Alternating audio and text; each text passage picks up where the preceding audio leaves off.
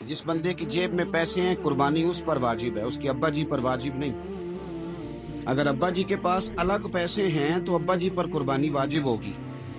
हाँ, अगर आपकी जेब इजाजत देती है तो आप 3 कुर्बानियां खरीदें या बड़े जानवर में 3 हिस्से डालें।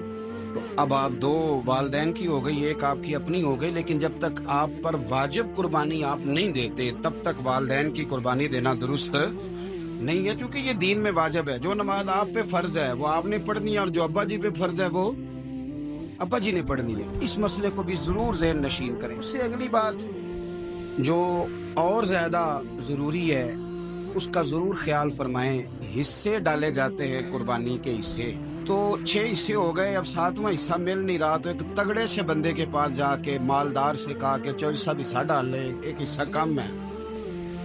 चौधरी साहब कहने लगे कि मैंने तो पहले भी 4 बकरे लिए हुए हैं, तो चलो अगर तुम कहते हो तो चलो बड़ा गोश्त आ जाएगा, टिक्के ही बना लेंगे, चलो बड़ा गोश्त भी 10 किलो आ जाएगा, तो कबाब के लिए रख लेंगे, चलो रख लो हिस्सा।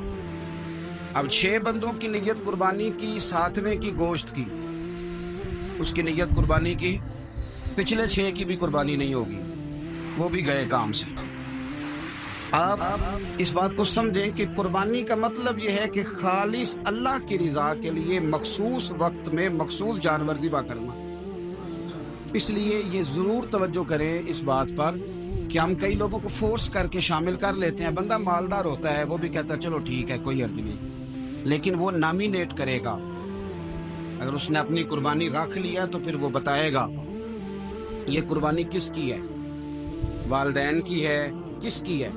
तो कुर्बानी इस तरतीब से करें कि उसके सारे मसाइल से आगाही हासिल